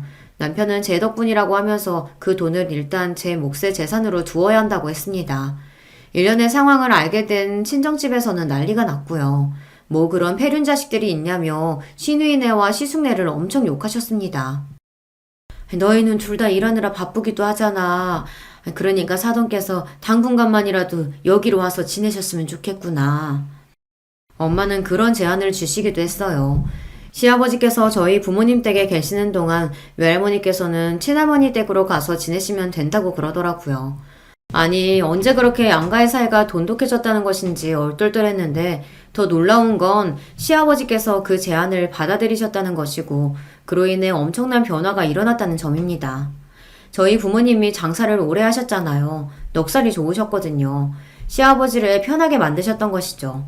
그래서 시아버지께서는 그 부분에 고마움을 느끼셨는지 뭐라도 보답을 하려고 하셨고 그랬다가 외할머니와 친할머니께 시를 짓고 그림을 그리는 것을 알려드리기 시작했던 것입니다. 두 분이 잘 모르시는 어려운 맞춤법들도 알려주셨고요. 시아버지의 집은 평소에 잘 알고 지내오신 부동산 사장님한테 따로 연락을 넣어 시아버지께서 빠르게 처분해 버리셨습니다. 집이 팔리고 누가 이사를 들어오자 그 네 사람이 그제야 상황을 눈치챘습니다. 당장에 저희 부부에게 연락을 해선 시아버지로부터 돈 받았냐고 따져 묻더라고요. 아니요. 아버님은 막대한 재산 같은 거 없으셨어요. 자존심 때문에 그동안 말씀 못 하셨다고 하더라고요. 제가 준비해놓은 대답을 듣고서 네 사람은 모두 허탈해하였어요. 그동안 헛수고와 헛된 기대를 했다며 굉장히 허무해하길래 시아버지께 죄송하진 않냐고 물었더니 코웃음이나 치더군요. 시아버지 쪽에서 먼저 재산이 있는 척 굴면서 자식들에게 잘못을 했으니 본인들의 잘못도 그냥 공평하게 퉁치면 되는 것이라고 했습니다. 이딴 역겨운 인간 말종들과는 당장의 연을 끊었네요. 남편도 무척 후련해 하였어요. 친정 부모님 사시는 곳에 멀지 않은 동네에 아담하고 깨끗한 빌라에서 시아버지께서 지내기로 하셨어요. 노인들을 상대로 공부를 가르쳐주는 좋은 양반이라면서 시아버지를 볼 때마다 동네의 어르신들이 무척 반갑게 인사를 건네셨답니다. 처음엔 그런 것들을 어색해 하셨던 시아버지께서는 점차 자연스레 인사를 받아주셨고 그제서야 사람들과 어울려 지내는 법을 배우신 거예요. 이런 건 돈으로도 못 사는 거였어. 정말 고맙다. 멋쩍어 하시면서도 저희 부부를 향해 그런 마음도 곧잘 표현하셨고요. 점점 인상이 환해지셨어요. 고집스러워 보였던 눈매도 부드러워 보이게 되었고 저희 부부가 첫 아이를 낳았을 때 시아버지께서 얼마나 손주를 잘 봐주셨던지 모릅니다. 덕분에 저는 사회 경력 안 끊기고 제가 하고 싶은 일 쭉 이어서 할 수 있었죠. 돈이 돈을 부르는 법이라고 하더니 시아버지의 재산을 받은 이후로는 경제적으로 너무나도 풍족해져서 하루하루 감사하며 살게 됐답니다. 그렇게나 속물적으로 굴었던 그 네 사람은 결국 돈 욕심을 부리며 이상한 투자에 뛰어들었다가 전부 망한 모양이었지만요. 자업자득이라 별로 놀랍지는 않았네요. 안녕하세요, 여러분. 저는 서울 사는 50대 여자입니다. 이제 곧 가을이 온다고 하는데 다들 잘 지내고 있으세요? 저는 가을을 맞이해 사랑하는 두 딸과 여행을 준비하고 있습니다. 그러다 시간이 남아 이렇게 사연을 제보하게 되었어요. 사람의 인생이라는 것이 참 어떤 일이 일어날지 아무도 모르잖아요. 저 또한 사연 많은 인생을 보냈습니다. 오늘은 그런 제 인생에서 잊지 못할 사연을 제보하려고 해요. 그럼 바로 시작하겠습니다. 저는 서울에서 태어나고 자란 서울 토박이입니다. 그리고 친정아빠가 집안 대대로 사업하는 집안이라 아주 부유하게 자랐어요. 제가 스스로 여유롭게 자랐다고 할 정도로 부잣집이었습니다. 아예 부자로 동네에서 유명할 정도였어요. 세대 특성상 우리 세대인 기성세대에는 참 힘든 사람이 많았거든요. 그런데 거기에 저는 전혀 해당 사항이 없습니다. 어렸을 때부터 어려움이라고는 아예 몰랐어요. 게다가 위에 오빠가 한 명 있는데 제가 오빠랑 나이 차이가 9살이나 나는 늦둥이거든요. 그래서 늦둥이 딸이자 여동생이라 가족들의 사랑을 독차지하며 컸습니다. 오빠하고도 자라면서 한 번도 싸운 적이 없을 정도로 사이가 좋았어요. 집에 여유가 넘치는 만큼 가족들은 서로에 대한 사랑도 넘쳤습니다. 그래서 어린 시절을 생각하면 항상 입가에 미소가 지어질 정도로 행복한 기억만 가득해요. 자상하고 따뜻한 아버지와 사랑이 많아 웃음이 많은 어머니까지 아주 부족한 게 없는 어린 시절을 보냈습니다. 그러다 어머니가 제가 중학교에 입학하자 병으로 갑자기 돌아가셨어요. 그때 너무 큰 충격을 받았습니다. 행복한 우리 가족의 첫 번째 불행이었죠. 어머니가 돌아가시고 오빠와 아빠와 저는 서로를 위로했고 의지하며 살았습니다. 셋이 부둥켜 안고 울었던 밤도 많았어요. 그래도 그렇게 슬픔을 털어내니 견딜 수 있었습니다. 저는 피아노를 전공했는데 아빠는 제가 세계적인 피아니스트가 되길 원하셨어요. 그래서 전국에서 내노라 하는 유명한 교수들을 집으로 부르셨습니다. 개인 수업도 매일 집에서 편하게 받았고 아낌없는 지원을 해주셨어요. 그래서 대회에 나가 상도 많이 탔고 그걸로 서울에 있는 대학에도 입학할 수 있었습니다. 그리고 대학에 입학해서 저는 남편을 만나게 되었어요. 남편은 같은 대학에 다니던 남자였는데 미팅으로 만났습니다. 처음 사귀는 남자친구였는데 그때는 남편과 결혼할 줄은 전혀 몰랐어요. 참 자신감이 넘쳤고 야망도 넘쳤던 남편은 우리 집의 사정을 듣고 저에게 헌신적으로 굴었어요. 매일 집에 데려다주는 것은 물론이고 일부러 아빠와 오빠를 찾아가기도 했습니다. 저한테도 잘했지만 남편은 특히 우리 친정아빠에게 그렇게 잘했어요. 아빠는 그런 남편을 결혼 전부터 마음에 들어 하셨죠. 다소 무뚝뚝하고 말수가 적은 오빠와 달리 남편은 말이 많았거든요. 남편과 제가 본격적으로 결혼 얘기가 나올 때쯤 오빠는 아빠의 사업을 물려받는 준비를 하고 있었습니다. 오빠는 그때 이미 결혼한 상태였어요. 새언니가 제가 인생을 살면서 본 사람 중에 제일 선한 사람입니다. 천사 같은 새언니는 친정이 매우 가난했어요. 그런데도 항상 웃으며 밝게 지내는 모습이 보기 좋았습니다. 저한테도 얼마나 언니처럼 때로는 엄마처럼 잘해주었는지 몰라요. 엄마가 중학생 때 돌아가시고 엄마 자리를 많이 그리워했는데 새언니가 그걸 채워주었어요. 사실 남편의 집, 그러니까 시댁은 형편이 매우 안 좋았습니다. 남편은 연애할 때부터 돈에 많은 관심이 있었어요. 항상 비싼 것은 경계하고 절약하는 정신이 매우 강했습니다. 그 모습을 보고 저는 생활력이 강하다고 생각했었죠. 결혼 얘기가 나와 남편 집에 방문했을 때 저는 정말 깜짝 놀랐습니다. 왜냐하면 생각보다 매우 집이 작고 낡았었거든요. 게다가 남편은 시아버지가 아주 어릴 때 돌아가셔서 홀어머니 밑에서 자랐습니다. 그래서 시어머니를 평생 우리가 모셔야 했어요. 집에서 지원은 당연히 불가했었고 오히려 빚이 잔뜩 있던 상황이었습니다. 이런 상황에서 결혼이라니 주변에서 그때 저에게 결혼하지 말라고 말렸던 기억이 나요. 사실 친정아빠도 그때 많은 생각이 든다고 하셨습니다. 그래도 우리 미선이가 마음에 드는 사람이라면 아빠는 괜찮다. 내가 사위를 보면 참 야망이 넘치더라고. 젊은이가 눈빛이 아주 총명한 게 뭘 하든 진심으로 할 사람으로 보여. 그래도 자기 식구는 안 굶기고 살 사람 같으니 아빠는 미선이가 좋으면 좋다. 그래도 남편이 주기적으로 아빠와 오빠를 찾아가며 많은 대화를 나누었더니 마침내 결혼 허락이 떨어졌어요. 시댁에서 도움을 전혀 받을 수가 없으니 결혼에 드는 비용은 죄다 우리 아빠의 지갑에서 나오게 되었습니다. 사실 집안 형편 차이가 너무 많이 나니까 결혼식 때 우여곡절이 꽤 많았어요. 실제로 결혼한다고 하니까 어릴 때부터 알고 지낸 지인들이 심하게 걱정했습니다. 우리 친정아빠는 괜찮다고 했는데 친척들은 난리가 났어요. 평범한 가정도 아니고 찢어지게 가난한 집안의 외동아들과 결혼한다고 하니 작은 아빠는 저보고 몰래 협박이라도 받았냐고 하셨습니다. 하지만 어렸던 저는 사랑이 모든 것을 이길 수 있다고 생각했어요. 실제로 그때 저는 남편에게 많이 푹 빠져 있었습니다. 남편과 같이 있으면 세상에 무서울 게 없었어요. 무엇보다 야망이 넘치는 남편이 참 좋았습니다. 남편과 살면 무엇이든 해낼 수 있을 것 같았어요. 그렇게 결혼한 저는 그때까지 평온하던 제 인생이 완전히 뒤바뀌게 되었습니다. 우리가 결혼식을 올리고 친정오빠는 본격적으로 사업을 물려받아 기업을 이어가게 되었어요. 아버지는 경영에서 손을 떼시고 뒤에서 중요한 사업만 다루셨습니다. 한편 오빠 부부는 우리 부부에게 정말 많이 잘해주었어요. 천사 같은 새언니는 요리를 전혀 할 줄 모르는 저를 위해 심지어 반찬을 해다 주셨습니다. 제가 친정엄마가 없어서 살림을 배울 곳이 전혀 없었는데 새언니가 엄마 역할을 해주셨어요. 새언니는 요리 솜씨도 아주 좋아서 누가 먹어도 맛있는 요리를 할 수 있었거든요. 오빠 부부는 종종 우리 부부를 초대해 아주 맛있고 근사한 저녁 식사를 대접했습니다. 그러면서 많은 얘기도 나누었는데 배울 점이 참 많았어요. 오빠도 사업을 물려받고 힘든 점이 많았는데 그런 것을 공유하며 많이 가까워졌습니다. 저는 오히려 어릴 때보다 다 크고 결혼하고 오빠랑 더 친해졌을 정도였어요. 한 가지 문제가 있다면 바로 아이 문제였습니다. 사실 우리 가족은 대대로 아이 복이 없는 집안이거든요. 새언니는 본인의 건강 문제로 전혀 아이를 가지지 못해요. 이걸 결혼 전부터 이미 알고 있었고 새언니는 이 문제 때문에 결혼을 하지 않으려고 했었거든요. 그런데 우리 집에서 아이를 낳지 않아도 괜찮다고 해서 결혼하게 되었습니다. 새언니가 아이를 낳을 수가 없으니 현실적으로도 입양도 고려했었어요. 그런데 오빠가 사업을 본격적으로 물려받으며 신경 쓸 일이 많아 생각은 있어도 점점 미루던 상태였습니다.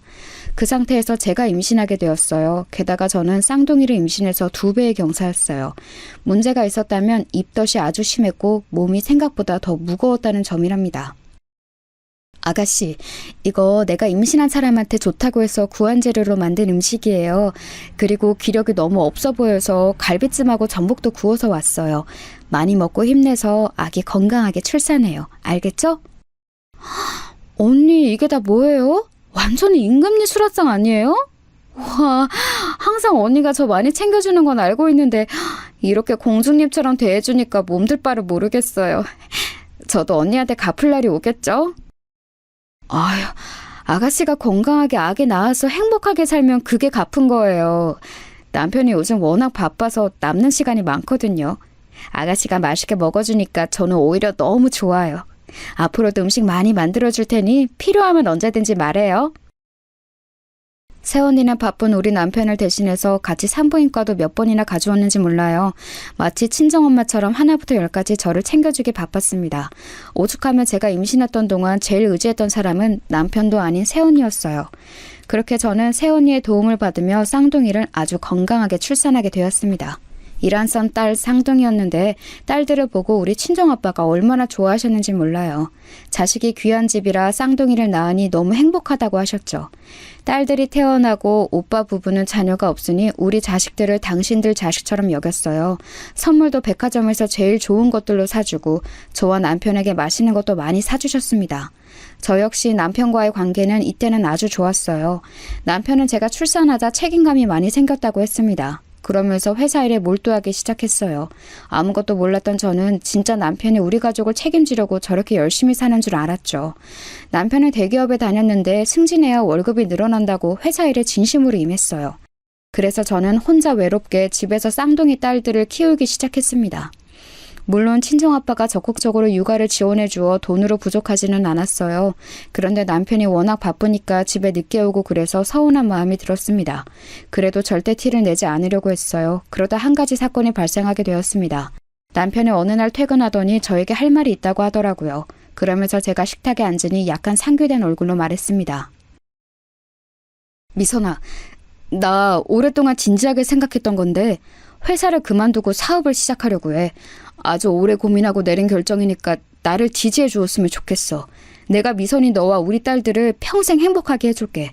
나만 믿고 따라와. 남편의 말에 저는 사실 굉장히 당황했었어요. 저에게 퇴사하겠다는 말이나 사업을 하겠다는 말을 전날 처음으로 꺼냈었거든요. 그런데 남편은 당황한 저에게 구체적으로 어떤 사업을 시작할지 말하기 시작했습니다. 저는 그 말을 듣고 두 번째로 놀라게 되었어요. 왜냐하면 남편이 하겠다는 사업이 우리 집안이 대대로 하던 유통업과 밀접하게 관련이 있는 사업이었거든요. 남편은 이 문제로 우리 오빠와 많은 얘기도 이미 했다고 저에게 자신감을 내비쳤습니다. 약간 불안함이 있었지만 남편이 워낙 똑똑한 사람인 것을 저는 이미 알고 있었어요. 그리고 망해도 우리 친정이 워낙 든든하게 받쳐주고 있으니 저는 그저 남편을 응원했습니다. 남편은 그리고 그달 말에 진짜로 다니던 대기업을 퇴사했어요. 그리고 바로 사업을 시작했습니다. 남편이 사업을 시작하며 오빠네 부부와는 더욱 가까워지게 되었어요. 원래도 왕래가 잦았는데 남자들이 사업하니 할 말이 더 많아졌습니다. 그러면서 불안한 제 마음도 점점 안정을 찾게 되었어요. 그리고 새언니와 오빠가 워낙 우리 딸들을 예뻐하니까 친정 식구들이 만나는 자리가 많았습니다. 이 과정에서 시어머니가 불만이 조금 있긴 했었어요. 시어머니는 자식이 남편 하나였거든요. 그런데 그 하나밖에 없는 자식이 결혼해서 당신을 잘 보러 오지도 않고 처가에 몰두하니 속상하셨나 봐요. 그 속상한 마음을 저에게 푸념하셨습니다. 에휴, 이래서 아들 낳아도 소용이 없다는 거야. 재영이가 예전에는 얼마나 효자였는지 알아? 너랑 결혼하고 우리 아들이 완전히 변했어. 나도 눈이 있는데 당연히 너희 부부랑 손녀들을 보고 싶지 않겠니? 우리 아들이 일 때문에 바쁘면 너라도 애들을 데리고 나한테 와야 하는 거야. 이런 건 친정에서 안 배웠어? 어머니 죄송해요. 제가 그동안 남편이랑 친정 신경 쓰느라 바빠서 어머니한테 소홀했죠. 애들 아빠는 워낙 일이 바빠서 집에 잘 들어오지도 못해요. 아무튼 제가 애들 데리고 주말에 방문할 테니 확 푸세요. 아셨죠? 시어머니는 제가 일주일에 한 번이라도 가지 않으면 전화로 서운함을 표현하셨어요. 본인 아들에게는 연락하지 않으면서 저한테는 하루에도 몇 번씩 전화하셨습니다. 실제로 남편이 사업을 시작하며 매우 일이 바빴거든요. 집에도 잘 들어오지 않아도 저 혼자 아기들을 돌보느라 얼마나 힘들었는지 모릅니다. 그런데 시어머니가 섭섭하다고 하니 혼자 아이들을 데리고 시댁에 갔어요. 가서 토라진 시어머니를 달래고 또 용돈도 두둑하게 드렸습니다. 남편이 버는 돈과 별개로 친정아빠가 몰래 저에게 생활비를 주고 계셨거든요. 아이들을 키우는데 돈이 많이 드니까 저에게 쓰라고 통장을 주셨어요. 거기엔 꽤 많은 돈이 있었는데 저는 그 돈을 시어머니에게 드렸습니다. 그렇게 용돈을 드려야 시어머니의 불만이 조금 사그라들었거든요. 혼자 아기 둘을 데리고 시댁에 가서 시어머니의 기분을 풀고 용돈을 드리고 집에 오는 일이 일주일에 적어도 하루는 있었어요. 시어머니는 게다가 혼자 사니까 외로움을 많이 타셨습니다. 말이 워낙 많은 분인데 왕래하는 사람이 적어 제가 오면 몇 시간이고 떠드셨어요. 혼자 시어머니를 상대하느라 시댁에 다녀온 날은 진이 빠져서 아무것도 할 수가 없었습니다. 이렇게 제가 혼자 시어머니를 상대하는데 남편은 본인 엄마를 챙기지도 않더라고요. 이것과 관련하여 섭섭하다고 표현해도 일이 바빠 어쩔 수가 없다고 오히려 본인이 너무 힘들다는 소리를 했습니다. 이것 또한 지나가리라 생각하며 저는 남편이 빨리 안정기가 왔으면 좋겠다고 생각했어요. 하지만 오빠 부부를 보면서 자꾸 비교되었습니다. 오빠는 남편보다 사업의 규모가 매우 컸어요. 그런데도 새언니와의 기념일을 한 번도 빠지지 않고 챙겼습니다. 우리 남편은 결혼기념일은 물론이고 심지어 제 생일도 까먹고 지나갔거든요. 당신 너무한 거 아니야? 아무리 그래도 아내 생일을 기억 못하는 남편이 어디 있어? 당신 사업하는 거 다 나랑 우리 가영이랑 나영이 먹어 살리려고 하는 거라며. 그런데 이러면 어떡해? 나 너무 서운해. 어머니도 내가 혼자 다 챙기잖아. 아우, 진짜 미선아. 제발 나한테 그만 뭐라고 하면 안 돼? 나 안 그래도 사업 확장한다고 밤낮 없이 일하는 거 모르니? 매년 돌아오는 생일 그거 한번 까먹었다고 나한테 이러면 어떡해. 그리고 내가 장인어른한테 얼마나 잘하는데 나라면 우리 엄마 챙기는 거 당연하다고 생각할 거야. 나도 당신이 우리 아빠한테 결혼 전부터 잘했던 거 아니까 그동안 꾹 참고 어머니 챙겼잖아. 그런데 이건 조금 도가 지나치니까 그런 거지. 내가 결혼기념일은 그냥 넘어갔어도 이렇게 생일까지 지나가니까 속상해서 그래. 그만해, 그만하자. 나 내일 빨리 출근해야 해서 바빠. 그냥 자고 나중에 얘기하자. 알겠지?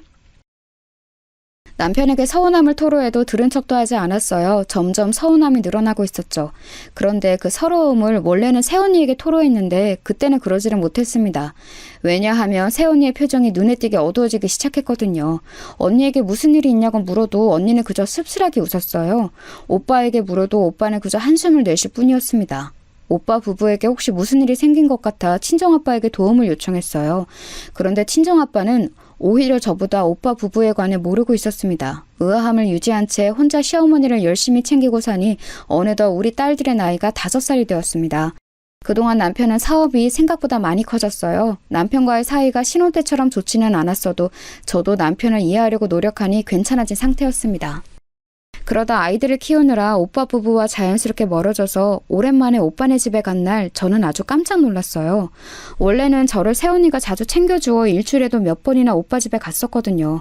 그런데 아이들이 크면서 저도 시어머니를 혼자 아이들을 데리고 방문하고 또 아이들도 여기저기 다니다 보니 바빠서 잘 가지 못했어요. 그래서 몇 달 만에 새언니와 오빠를 보러 혼자 아이들을 챙겨갔는데 오빠가 살이 10kg도 더 빠져 있었습니다. 너무 놀라서 무슨 건강에 문제가 생긴 줄 알았어요. 실제로 얼굴이 많이 상해 있었고 새언니도 근심이 많아 보였습니다. 제가 조심스럽게 혹시 무슨 문제가 있냐고 했더니 둘은 괜찮다고 말을 아꼈어요. 그날 집에 오며 얼마나 많은 생각을 했는진 모릅니다. 혹시라도 건강에 이상이 있을까봐 친정아빠에게 다음날 연락하려고 했어요. 그런데 거짓말처럼 바로 다음날 아침에 제가 연락하기 전에 아빠에게 먼저 연락이 왔습니다. 미선아, 김서방 어디 있니? 이게 무슨 일이냐? 아니 지금 너는 어디야? 김서방은? 세상에, 아이고 어떡하니 어떡해. 응? 아빠, 내가 안 그래도 연락하려고 했었어요. 아침부터 웬일이야? 우리 통했나 보다. 김서방은 어제 회사 일이 매우 바쁘다고 안 들어왔어요. 회사 옆에 일 바쁠 때 자는 집 하나 구했거든요. 아마 근데 지금은 출근했을 텐데요? 왜요? 무슨 일 있어요? 미선아, 나도 회사에서 연락이 급하게 와서 지금 알게 됐어. 잘 들어라. 우리 집안 사업이 제대로 망했어. 이걸 어떡하니? 일단 급한 대로 김서방에게 도와달라고 해야 할 것 같아. 그런데 내 전화를 안 받아서 지금 회사로 가고 있다. 너라도 연락할래? 뭐라고요? 아빠 그게 갑자기 무슨 말이에요? 우리 친정 사업이 망했다고요? 아니 말이 안 되잖아요.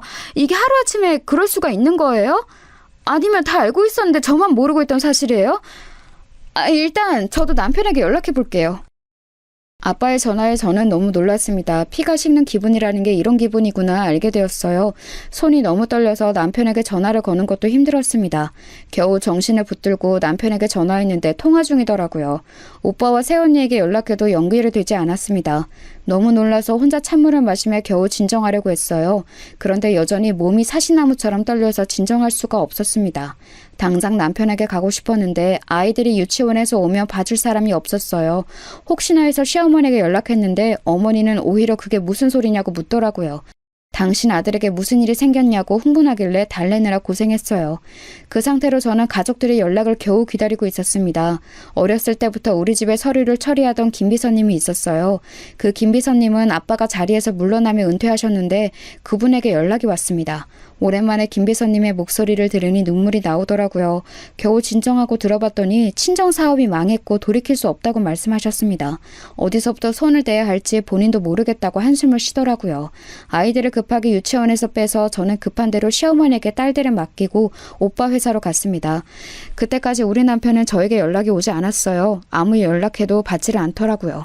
오빠 회사에 도착하니 회사가 난리가 아니었습니다. 기자들도 많았고 직원들도 우왕좌왕 난리였어요. 전혀 사태를 모르는 것 같은 직원도 몇 있었습니다. 저도 오빠 회사에 종종 방문해서 얼굴이 익숙한 사람도 있었는데 다들 울상이었어요. 그런데 이상한 점이 있었어요. 아무리 오빠를 찾아도 오빠의 모습이 보이지 않았습니다. 회사 내부는 말 그대로 엉망진창이었어요. 여기에는 오빠가 없는 것 같아 오빠가 사는 아파트로 갔는데 이상할 정도로 조용했습니다. 오빠는 물론이고 세원이도 집에 없었어요. 어디 나갔나 생각하며 아빠에게 연락했더니 아빠도 오빠의 집으로 왔어요. 그렇게 오빠 부부를 기다리는데 다음 날이 되어도 오빠 부부는 나타나지 않았습니다. 그 사이 남편과 연락이 겨우 되었는데 남편도 당황한 상태였어요. 여보, 이게 무슨 일이야? 나 급한 일 때문에 종일 회사에서 회의하느라 몰랐어. 회사가 부도가 났다고? 아니, 너무 당황스럽다. 나 일단 당신 있는 곳으로 갈게. 기다려. 남편까지 같이 오빠와 세원이를 기다리다 못해 찾았는데 찾을 수가 없었어요. 그 과정에서 몇십 년간 운영했던 우리 친정사업은 돌이킬 수 없을 정도로 망하게 되었습니다. 친정아버지와 할아버지가 사업을 확장하려고 얼마나 고생했는지 저는 알고 있거든요. 그렇게 잠도 자지 않고 밥도 먹지 않고 키운 사업이 망하는 건 한순간이었습니다. 너무 허탈하고 속상했는데 아버지 마음은 어땠겠어요? 그때 우리 친정아빠의 표정은 제가 설명할 수 없는 표정이었습니다. 오빠 부부가 마치 신기루처럼 사라지고 말한 일이 일어났어요. 세연이 부모님이 울며 저를 찾아와서 제발 당신 딸을 찾아달라고 하셨습니다.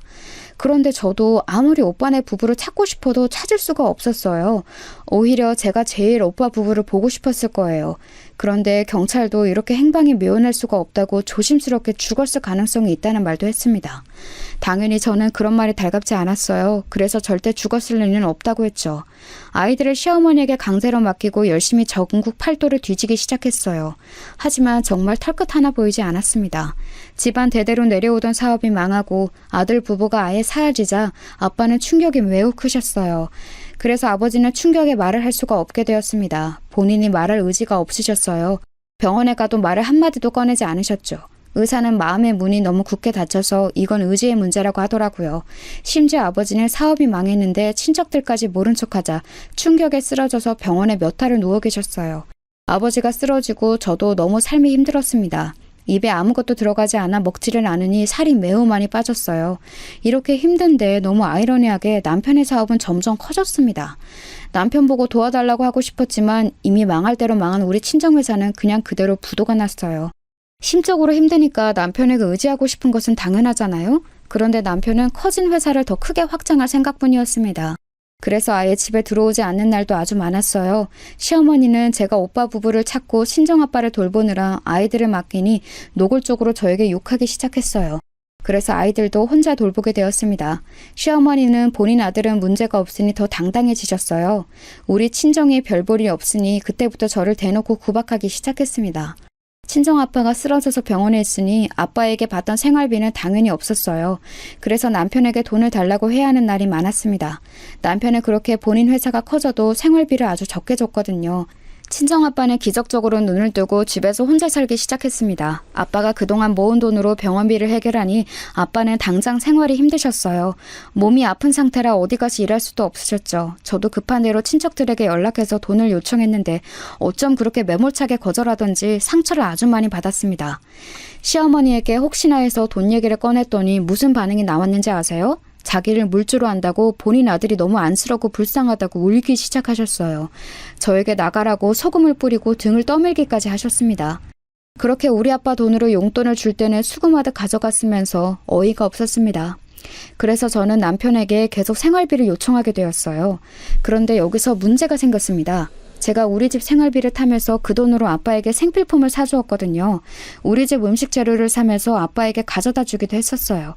오빠네 부부가 실종되었으니 아빠를 챙길 사람은 이 세상에 저 한 명뿐이었습니다. 그런데 그 생활도 오래가지 못했어요. 왜냐하면 남편이 어느 날 진지하게 저를 식탁에 앉히더니 말을 계속했습니다. 당신 왜 이렇게 생활비를 많이 쓰는 거야? 점점 생활비가 늘어나는데 너무한 거 아니야? 당신이 사치 부리는 사람인 줄 몰랐는데 왜 자꾸 요구하는 금액이 커지는 거야? 도대체 어디에 그렇게 돈을 쓰는 거야? 아, 그게 애들 학원비가 워낙 비싸니까 그렇지. 또 우리 아빠가 혼자 계시니까 내가 도와주고 있거든. 어려울 때 서로 돕고 사는 게 가족이잖아. 내가 딸인데 아픈 아빠를 모른 척 할 수도 없고, 안 그래? 장인어른이 워낙 상황이 좋지 않으니까 어쩔 수 없지. 그래도 너무 퍼줄 수는 없어. 내가 아무리 사업이 잘 되어도 언제 망할지 모르잖아? 평생 장인어른을 우리가 돌봐야 하나? 남편의 말에 저는 너무나도 서운했습니다. 당연히 자식이며 부모를 끝까지 책임져야 하는 건 아닌가요? 하지만 거기에 저는 아무 말도 할 수가 없었어요. 이러다 사건이 하나 터지게 되었습니다. 바로 시어머니와 제가 갈등이 생겼어요. 시어머니는 제가 친정일 때문에 본인을 소홀히 한다고 단단히 화가 난 상태였습니다. 제가 아이들을 당신에게 맡겼는데 제대로 보답하지 않는다고 하셨죠. 게다가 돈을 요구했다가 천하의 양심 없는 며느리가 되어 있던 상태였어요. 그런 상태에서 시어머니는 무려 저에게 제주도를 가자고 하셨습니다. 만약 우리 친정이 여전히 잘 나가던 상태였으면 저는 시어머니를 모시고 제주도에 갔을 거예요. 그런데 그때는 상황이 너무 아니었습니다. 친정아빠는 집에서 혼자 거동도 불편한 채로 누워 계셨고 오빠네 부부는 여전히 행방불명이었거든요. 어머니를 모시고 제주도에 도저히 갈 수가 없었습니다. 그런데 제가 난처함을 표현하며 거절하자 시어머니는 잔뜩 화가 나셨어요. 저에게 배은망덕하다며 우리 아들의 돈으로 갈 건데 네가 뭔데 그러냐는 말까지 들었습니다. 안 그래도 마음에 여유가 없던 저는 시어머니의 그 말에 말이 예쁘게 나가지 않았어요. 어머니, 저도 여유가 있으면 어머니 모시고 제주도에 한 달도 갈 수 있어요. 그런데 지금 상황 뻔히 아시면서 왜 그러세요? 게다가 지금 애들 아빠는 일 때문에 바빠서 분명히 못 갈 거예요. 그러면 제가 초등학생인 우리 딸들 데리고 어머니 혼자 모시고 다녀와야 하잖아요. 현실적으로 제가 제주도에 가면 아빠를 돌볼 수도 없고. 죄송해요. 그러면 네 아빠 그렇게 평생 누워있으면 너는 평생 슬퍼할 거냐? 지금 너희 오빠네 부부 사라진 지가 언제야? 산 사람은 살아야 하는 거야.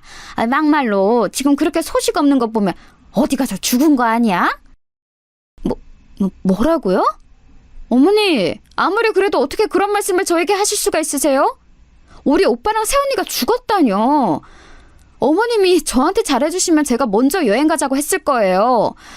저한테 그러지 마시고 그렇게 소중한 어머님 아들한테 가자고 하세요. 물론 어른에게 그런 식으로 말한 것을 누가 보면 뭐라 할 수도 있습니다. 그런데 그때는 도저히 참을 수가 없었어요. 시어머니와 대화를 끝내고 혼자 속상해서 화장실에서 얼마나 울었는지 모릅니다. 이런 시련을 주다니 하늘이 너무 야속했어요. 그런데 제가 더 속상했던 이유가 뭔지 아세요? 바로 남편의 반응이었습니다.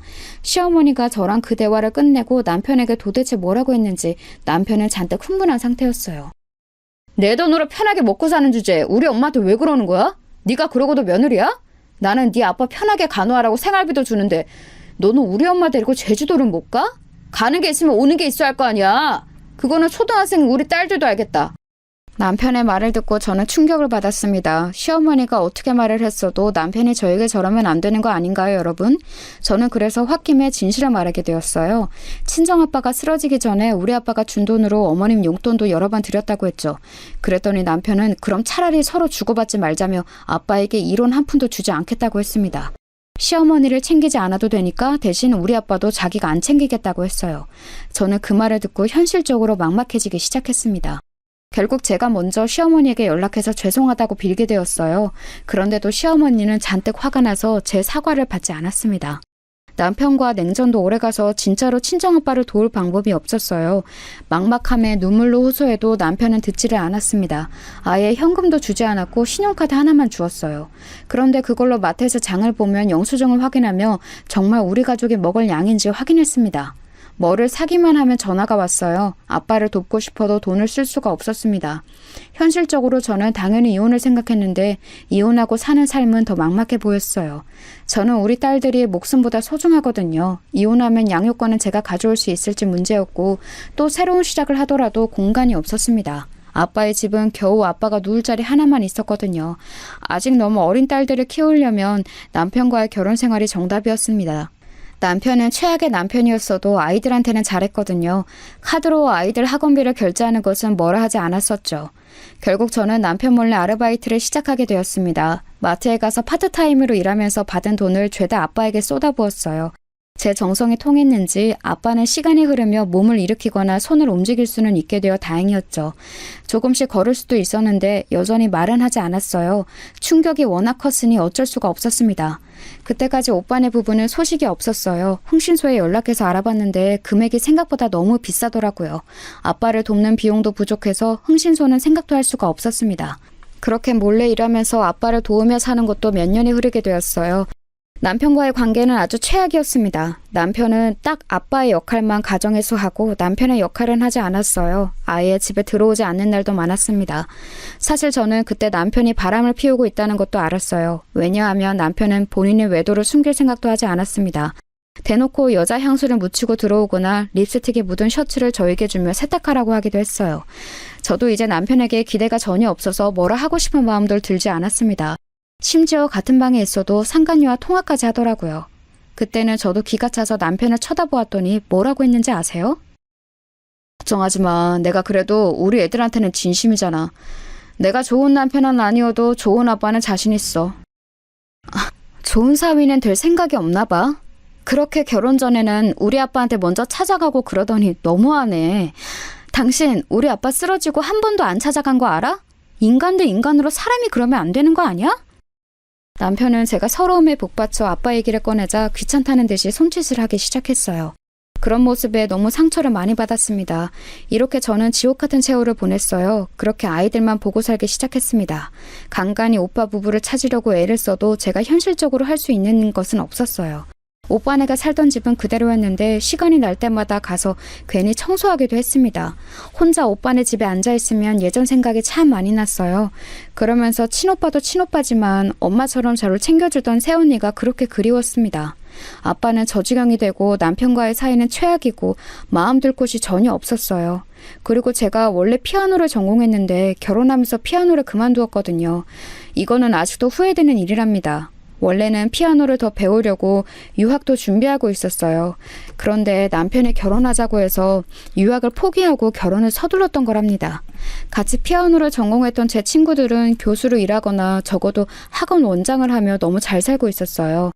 저는 친정이 망하고 주변과 연락을 다 끊었습니다. 우리 집에 관해서 얘기가 나오는 것도 너무 싫었고 할 말도 없었어요. 진심으로 도와주려고 하던 친구들이 있었을 수도 있는데 그냥 다 부담스러웠습니다. 이렇게 살던 어느 날 친정 아빠네 집에 가서 집안일도 하고 아빠를 돌보려고 했어요. 세월이 흐르며 아빠는 말은 여전히 없었는데 그래도 어느 정도 거동은 가능했습니다. 늘 제가 오면 그래도 빤히 저를 바라보곤 했는데 그날은 아빠가 심상치 않았어요. 표정이 심하게 어두웠고 저를 오래 쳐다보지도 않더라고요. 자세히 보니 식은땀까지 흘리고 있었습니다. 순간 아빠의 건강이 이상해 생겼다는 직감이 들었어요. 그래서 그런 아빠를 데리고 급하게 병원에 가서 검사를 받게 되었습니다. 예전보다는 거동이 어느 정도는 가능해도 아빠는 온전한 정상인의 형태는 아니었어요. 그래서 땀을 뻘뻘 흘리며 겨우 택시에 태워 응급실에 갔습니다. 그런데 저는 응급실에 도착해서 검사하고 의사의 말을 들으며 정말 깜짝 놀라게 되었어요. 이게 지금 어떻게 설명해야 할지 저도 모르겠습니다. 일단 환자분이 현대의학으로는 설명하기 힘들어요. 입원해서 조금 징후를 지켜봐야 할 것 같습니다. 지금은 해당하는 병명이 없어요. 의사의 말에 저는 너무 놀라서 당황했어요. 아빠를 입원시키고 곁을 지키는데 병원비 걱정이 제일 먼저 들었습니다. 아픈 아빠를 두고 병원비가 먼저 생각이 나서 너무 미안했어요. 하지만 어쩔 수가 없었습니다. 제가 실제로 남는 시간에 겨우 일하면서 아빠의 생활비를 대고 있는데 병원비는 어마어마하잖아요. 끌어서 올 돈도 전혀 없었고요. 그렇게 일주일간 입원 끝에 의사는 저에게 말했습니다. 유감스럽지만 희귀병입니다. 이게 원인을 정확하게 알 수가 없어요. 그래서 최대한 진통제 위주로 처방할 건데 혹시 모르니 입원을 계속해서 경과를 지켜봐야 해요. 이대로 집에 가시게 된다면 생명이 위독합니다. 아빠는 병명도 제대로 없는 희귀병이었어요. 온몸에서 열도 심하게 나고 몸을 움직일 수도 없었습니다. 피부에는 반점이 올라오고 아빠는 고통에 너무 힘들어했어요. 가장 힘든 것은 원인을 모른다는 거였습니다. 그런 아빠를 집으로 데려갈 수는 없었어요. 병원에서도 입원해서 상태를 봐야 한다고 했었죠. 제가 아빠를 도우며 몰래 모았던 돈은 겨우 70만 원이었습니다. 그 돈은 첫날 응급실 비용으로 전부 썼어요. 아무리 주위를 둘러봐도 돈을 빌릴 곳이 없었습니다. 급하게 피아노를 같이 전공했던 동기들과 연락이 끊긴 친척들에게도 연락했어요. 하지만 한 명도 저를 도와주는 사람이 없었습니다. 너무 막막해서 눈물도 나오지 않았어요. 결국 저는 남편에게 부탁하게 되었습니다. 사실 남편은 그때 사업이 너무 잘된 상태였어요. 누가 들어도 아는 회사를 운영하고 있었습니다. 너무 슬프게도 그런 남편은 저에게 전혀 관심이 없었어요. 대놓고 바람을 피우고 아예 집에 들어오지도 않았습니다. 저에게 생활비를 주지도 않았어요. 그저 겉으로만 부부라는 관계였습니다. 남편과 말한 지도 얼마나 오래되었는지 모르던 상태였어요. 남편에게 부탁하려고 이틀이나 기다렸더니 남편이 집에 왔습니다. 평소였으면 남편이 와도 그냥 아무 말도 하지 않았을 텐데 그날은 제가 먼저 말을 걸었어요. 먼저 잘 다녀왔냐고 했더니 놀란 눈을 하더라고요. 아이들이 잠에 든 것을 확인하고 저는 남편에게 어렵게 말을 꺼냈습니다. 여보, 당신한테 이런 말을 해서 너무 미안해. 그런데 우리 아빠가 지금 많이 아파. 제발 한 번만 도와주면 안 될까? 응? 내가 이렇게 빌게. 당신이 하라는 대로 다 할게. 어머님도 내가 많이 챙길게. 그런데 남편은 제가 아무리 부탁해도 들은 척도 하지 않았어요. 아예 제 말을 듣지 않았습니다. 말 그대로 무시하고 그대로 침대에 누워 잠을 자더라고요. 철저하게 제 부탁은 무시당하게 되었죠. 너무 비참하고 속상해서 그날 밤은 한숨도 자지 못했습니다. 그렇게 다음 날이 되고 병원에 갔더니 간호사가 저를 불렀어요. 오늘은 꼭 수납해야 한다고 강조했습니다. 그렇지 않으면 아빠를 계속해서 입원시킬 수가 없다고 했죠. 너무 막막해서 신이 있다면 저를 도와달라고 마음속으로 빌었어요. 그러다 순간 한 가지 방법이 떠올랐습니다. 남편이 저에게는 최악이어도 본인 자식들은 예뻐하잖아요. 그래서 저는 쌍둥이 딸 중 첫째가 다쳤다고 남편에게 거짓말을 했습니다. 딸들은 다행히 아빠가 아무리 본인들에게 잘해주어도 어린 시절을 저랑 보냈잖아요. 남편이 워낙 바빠서 딸들을 제대로 챙겨주지 않았습니다. 그래서 완전히 엄마 편이었어요. 다행히 이런 제 상황을 딸들도 알고 있었습니다. 그래서 첫째는 본인이 직접 전화로 남편에게 응급실에 왔다고 했어요. 그랬더니 남편은 정말 말 그대로 한 걸음에 병원으로 달려왔습니다. 병원에 온 남편에게 저는 창피함을 뒤로하고 빌기 시작했어요. 여보, 제발 내가 이렇게 말 안 하면 당신이 진짜 돈을 빌려주지 않을 것 같아서 거짓말을 하게 되었어. 제발 우리 아빠 병원비를 내어주면 안 될까? 우리 딸 병원비라고 생각하고 내주라. 내가 이렇게 빌게. 아빠 지금 수납하지 않으면 당장 나가야 한다고 했어. 내가 왜? 도대체 내가 장인어른 병원비를 왜 내야 해? 전 그러면 차용증 써. 그러면 빌려줄게. 대신 이자는 시중은행보다 높게 받을게. 남편의 말을 듣고 저는 너무 속상했어요. 저게 과연 남편이 맞나 싶었습니다. 그런데 여러분, 순간 믿을 수 없는 일이 일어났어요. 바로 기적이 저를 찾아왔습니다. 원수 같은 남편의 얼굴을 쳐다보고 있었는데 누가 갑자기 병원 문을 열고 들어왔어요. 당당하게 걸어오더니 병원비 제가 완납했습니다. 신경 쓰지 마세요 하는 거예요. 도대체 누가 저러나 싶어봤더니 그게 누구였는지 아세요? 바로 우리 집안 사업이 망하고 그대로 행방불명이 되었던 우리 친오빠였습니다. 너무 놀라 그대로 입을 벌리고 굳은 채로 오빠를 바라보았어요. 아무 말도 못하고 이게 무슨 일인가 싶었습니다. 저는 순간 제가 그대로 죽어서 천국에 온 줄 착각했어요. 딸이 신이 나서 외삼촌이라고 부르는 소리를 보면 죽은 것은 아니었죠. 너무 놀라서 숨도 제대로 쉬어지지 않았습니다. 오랜만에 본 오빠는 실종된 상태 그대로였어요. 몰라볼 수가 없었습니다. 그런데 제가 더 놀랐던 점이 뭔지 아세요? 바로 남편의 태도였어요. 우리 오빠가 문을 열고 들어오자 저보다 남편이 더 소스라치게 놀랐거든요. 마치 저승사자를 본 사람처럼 덜덜 떨기 시작했어요. 심지어 몸도 제대로 가누지 못해 그대로 주저앉더라고요. 우리 오빠를 향해 손가락질하며 말을 잇지 못했습니다. 그러더니 갑자기 자기 혼자 거품을 물고 실신까지 했어요. 저는 오빠를 보고 안 그래도 놀랐는데 실신한 남편을 보고 더 놀라게 되었습니다. 이게 도대체 무슨 일인가 싶었어요. 그러자 그런 저를 향해 오빠가 웃으며 말을 건넸습니다. 미선아, 그동안 고생 많았다. 오빠가 천천히 그동안 있었던 일을 다 설명할 테니 조금만 기다리렴. 아버지 병원비는 내가 다 냈으니 그건 전혀 걱정하지 마. 우리 집을 네가 종종 와서 돌봐준 것 같은데 맞니? 고맙다. 오빠가 저에게 말을 건네는데 저는 대꾸할 수도 없었어요. 그저 하염없이 눈물이 흘렀습니다. 쓰러진 남편을 입원시키고 저는 오빠를 데리고 아빠 병실로 갔어요. 그랬더니 기적이 일어나게 되었습니다. 그렇게 원인을 모르는 병으로 고생하던 아빠는 오빠를 보자마자 안색이 좋아졌어요. 그리고 오빠가 실종된 후로 굳게 닫혔던 입을 열었습니다. 더듬거리면서 오빠 이름을 불렀어요. 그 모습을 보고 저는 바닥에 엎어져서 엉엉 울었습니다. 정신을 차리고 오빠를 따라 집에 갔더니 새언니가 저를 기다리고 있었어요. 둘이 부둥켜 안고 그동안 서로 고생했다며 울었습니다. 그리고 차분하게 오빠와 새언니의 말을 들었는데 저는 들으면서 믿을 수가 없었어요. 전혀 예상하지 못했던 이야기가 제 귀로 들려왔습니다. 미선아, 사실 나는 네 남편에게 사기당했어. 처음에는 나도 우리 회사를 그렇게 대놓고 배신한 기업이 너희 남편 회사일 거라 상상하지 못했어. 그런데 우리 임원들에게 접근해서 자료를 다 빼가고 사람까지 다 데리고 가더라. 중요한 기밀 문서도 죄다 들고 갔어. 손을 쓰려고 했는데 그때는 이미 늦었더라. 정신을 차리니 우리 회사는 부도가 났고 아내와 나는 당장 할 수 있는 게 전혀 없었어. 오죽하면 그때 남편이 나에게 본인이 죽어야 한다고 하더라. 나는 그럴 수가 없었어. 우리가 잘못한 게 아무것도 없잖아. 사실 내가 남편 몰래 조금씩 모아놓은 돈으로 저기 지방에 사놓은 아파트가 있었어.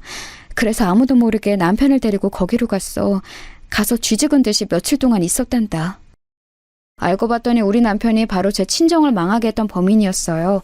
우리 아빠와 오빠에게 접근해서 환심을 사고 그거로 온갖 정보를 빼내서 본인의 사업을 확장했던 거였습니다. 그러면서 파렴치하게 우리 회사의 직원들에게도 접근해서 더 좋은 조건으로 데려갔더라고요. 오빠는 그것도 모르고 사랑하는 여동생의 남편이니까 굳게 믿었다고 해요. 그래서 하나부터 열까지 기업 운영에 관한 모든 것을 알려주었다고 합니다. 그렇게 배신당한 우리 오빠는 천사 같은 새언니 덕분에 살 수 있었어요. 새언니가 오빠 몰래 사놓은 아파트에 가서 둘이 바닥부터 시작했다고 합니다. 지방에서 사람들이 잘 모르는 공장에서 돈만 계속 벌었다고 해요. 다행히 둘에게는 자식이 없어 가능했던 거였죠. 그렇게 모은 돈으로 전국을 돌며 떠돌이 생활을 시작했다고 합니다. 아파트를 팔아 트럭을 사고 생활용품을 팔며 돈을 모았대요. 그러다 조금 여유가 생기자 지방에서 사업을 다시 시작했다고 합니다. 원래 사업에 소질이 있던 우리 오빠는 금세 감을 찾아 그렇게 성공하게 되었던 거죠.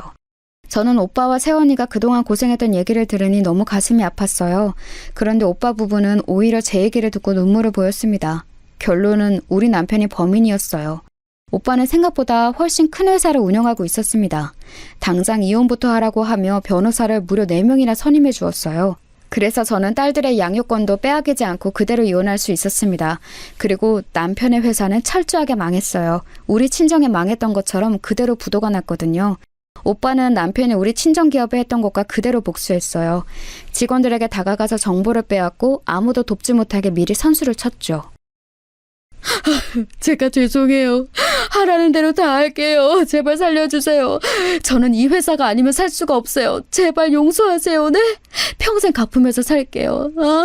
제가 잘못했어요.